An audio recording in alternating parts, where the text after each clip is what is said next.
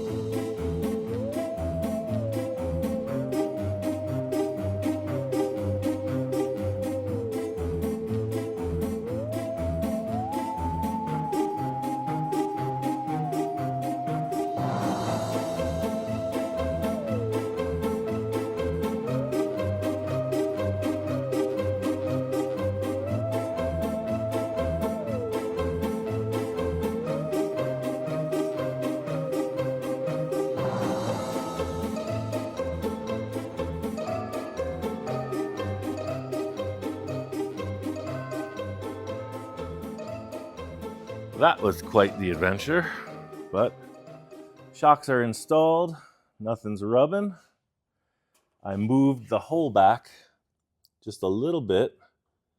That way we won't interfere with the axle, and you can see now plenty of clearance all around, from the bag to the axle to the shock to the bracket. That was awesome. All right, I'm gonna go get a little snack, a little beverage. We're gonna crawl under the front of the car. All right, we're under the front of the car. I know, this is exciting. A lot under the car. Let's check out what's gonna happen next. So we stepped off last time when we were in this area where the chassis comes in, well, where the subframe comes into the actual Zephyr chassis, if you will. You can see the rail that's rusty. That's the old Zephyr. And you can see the part that's not rusty. That's what we added. So we went in and put this plate in, but we're going to cap this whole thing. This is welded on both sides for now. And then you can see there's an open end here. So I'm going to get in there, make a template, and put it back together. I think, yeah, let me just do this. I'll come in here. Oops, we're going to go like that, and then like that for the time being. And it looks like just really trim it back. All right, let's see how that does. Pretty close. Let's tighten this up a little bit now. We're going to come in like this. Then we're going to take this one at the proper angle like that. All right, that is cool. Now, looks like we don't need this. Yeah, groovy, just like that. We take this one. Just gonna head this off a little bit like that. I'm just feeling where my other weld is, because I do want to get some up in there. We're gonna have to clean this off pretty good too. But in theory, this should transfer to the other side. I'll just snip this. Yeah, cool. Yep, that way, see, this is pushed up. I could weld all that and then get in the gap there for bigger strength. And then I think we'll end this right there. That way we're not on just that, thinner expanse of the wall. We're up against this, which is stronger. Let's get an eyeball right through the lines. Sweet. Yeah, that'll work good. And just for the heck of it, let's just take this in just a little bit. That way we're seeing all the base metal with a little gap. Yeah, cool. Yeah, that'll be good. flip this over to the other side and see what we got. So it looks like the other side had a steering box. Yep, it's definitely different. We're gonna have to make this one fresh, because the other one had a big support for the steering box that bulked this whole area up. So that's cool. We'll leave that for the driver. We'll make a passenger side. All right, so let's just take this and we'll just knock a straight line right through, give or take. Let's cut that off. These past couple episodes are pretty cramped under here, so sorry about that, but it's got to be done.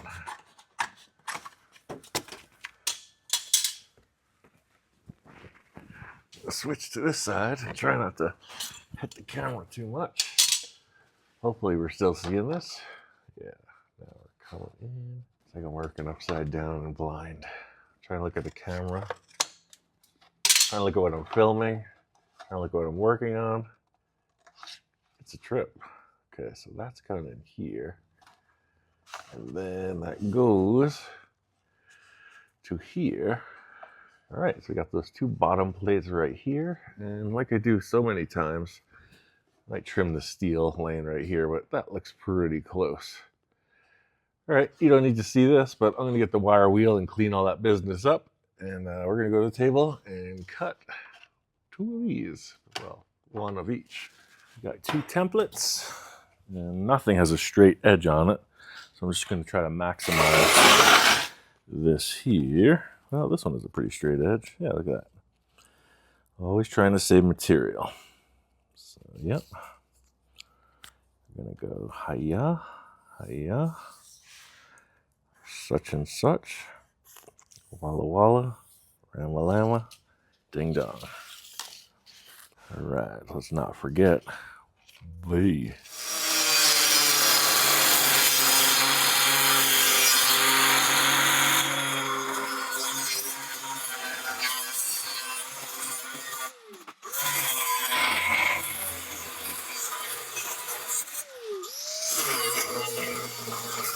All right, I'm gonna try to stay out of the way of these weld splatter. I'm on the opposite side from the camera. I think it's set up in a safe enough area. So let's see. As usual, I'm gonna do some refinements. That's close, but I think, dang it. No, I think that'll be okay. It's gonna fill that. Yeah, I'm gonna make this happen. That's cool. The gap here is a little bit large, but I don't mind because I'm really gonna be able to reach up in there and get a very strong weld where these two do come together. Yep.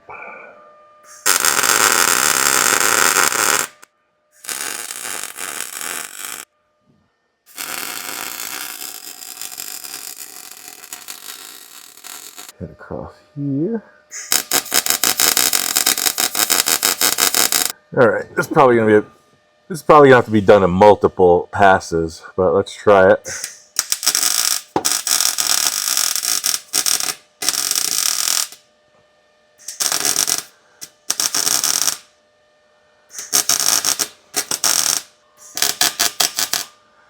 You'll hear that the wire speed is probably a little low for the amount of heat because we're welding overhead, but the weld is coming out well or good. It's just you'll hear the hesitation because it's filling this gap.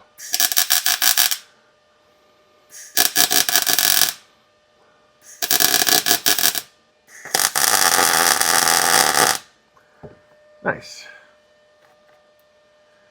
All right, next will be the front here. Probably hit this with another cover pass too, just to give it some extra support.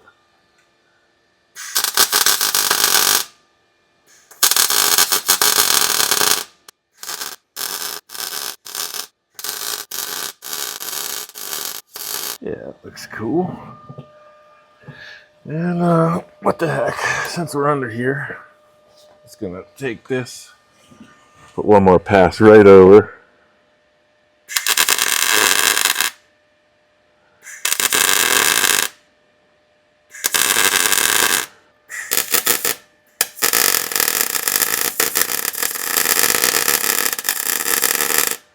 I've had a lot of people ask why I do the solid pass in some applications and then, these multiple just layers in another. For this reason, was, a little more strength. Also, just dresses it up a bit.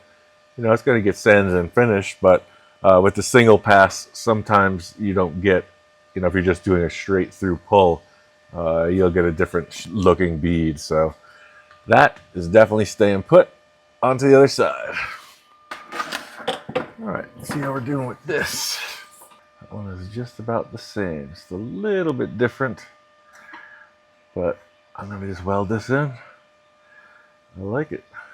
I'm actually going to get a hammer and just give this one big wallop. It's going to put a little curve in it. I just noticed that this Zephyr chassis is curved here. And then, of course, what we put in was just straight stock. So, let's set this in place.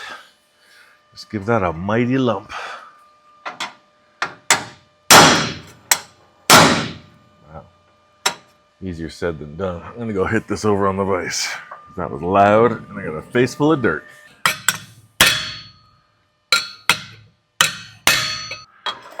Yeah, a little more better. Cool, just like that.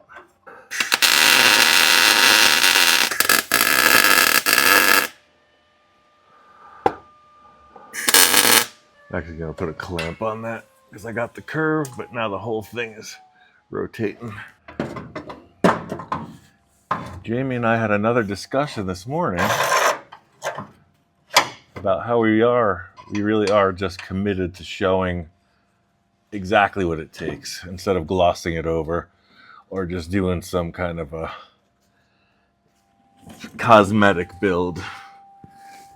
I've done plenty of that in the past and it is satisfying, but if you're trying to build a car or just interested in what it actually takes aside from the Hollywood hullabaloo or the YouTube hullabaloo, this is what's up. A lot of tedious hours.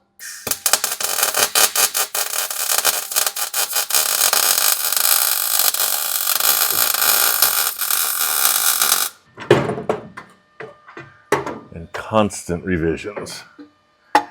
Unless it's kit car. Or you're cheating. Alright. I'm going to weld this right through. Probably going to do two passes just like the other side. I'm going to pull this right through and do a cover.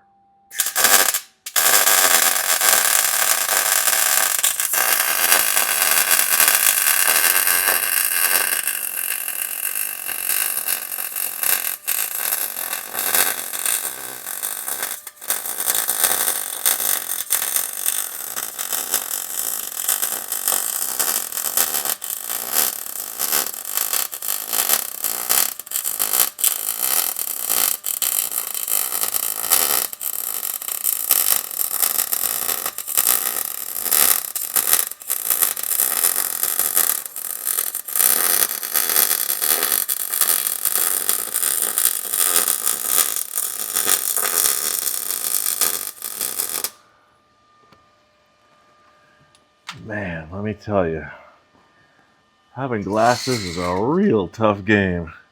But that weld came out all right. It's almost like welding on instinct sometimes. My sight is just going away.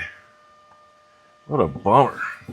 I got reading glasses on, but I have to put my face right in it like I'm reading a book to see. When I'm sitting back, not trying to get burned, I almost can't see anything.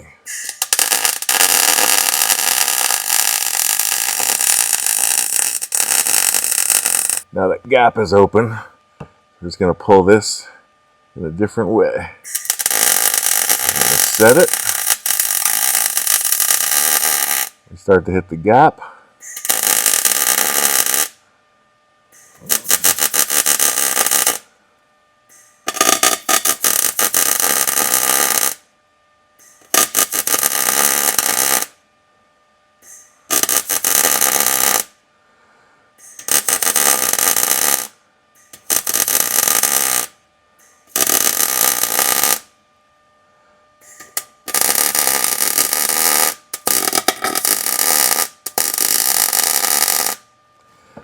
Yeah, it looks cool.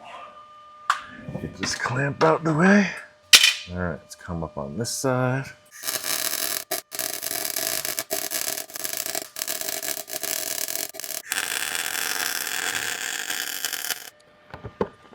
So mainly what you're hearing is some rust burning off.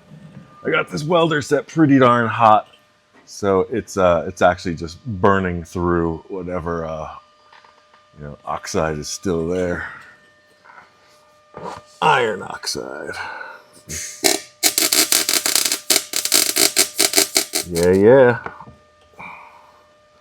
You grab that hammer again. I think I could lump that up just a little bit now that it's welded. And I'm gonna say it's a reasonably heavy amount of welding. You can hear the fan is on high on that, but it's not missing a beat.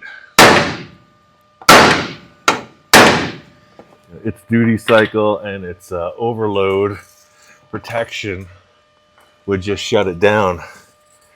But it's running good.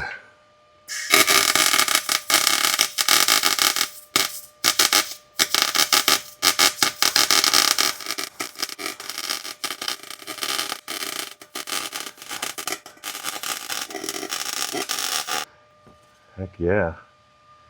Oh, this thing is welding strong.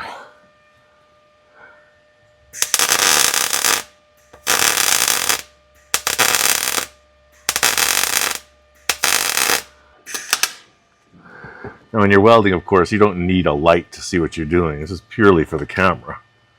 And also, I'm trying to keep my hands in a way that isn't blocking what I'm doing.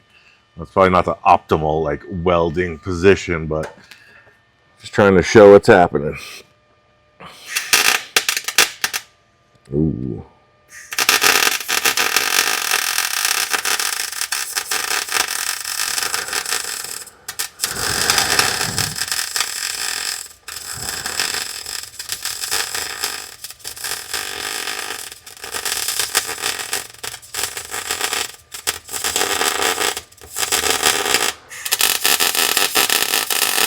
All right. So that is fully surrounded. But I'm going to follow that cover pass right through here. A little bit nicer look on top. Uh-oh. Come on.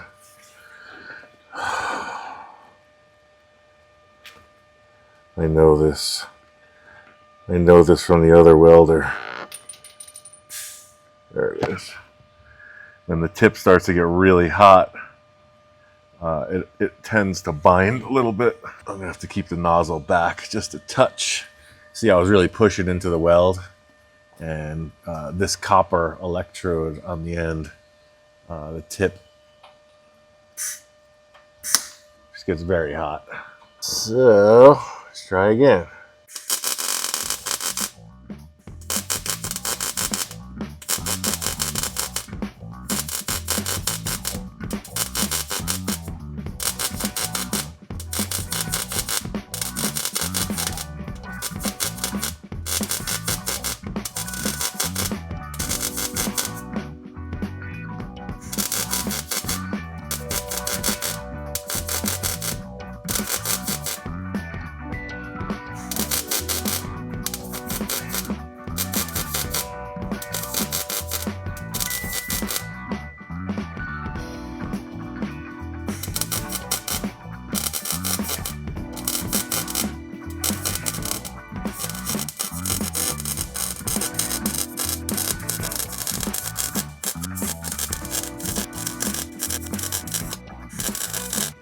All right, so you can hear that welder, the noise it was making, because the wire speed is a little bit low and the heat is high. So you're hearing this kind of sputtering sound, a pulsing, but it affords this very flat weld bead. So not a deal breaker, but that's why you're getting that sound.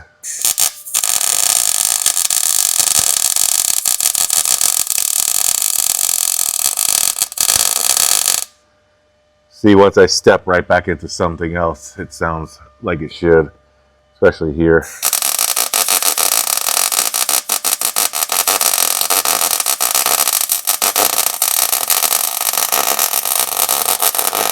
All right, so that's the story from under the car. more details to finish as usual, but I'm going to try to just let this part pass.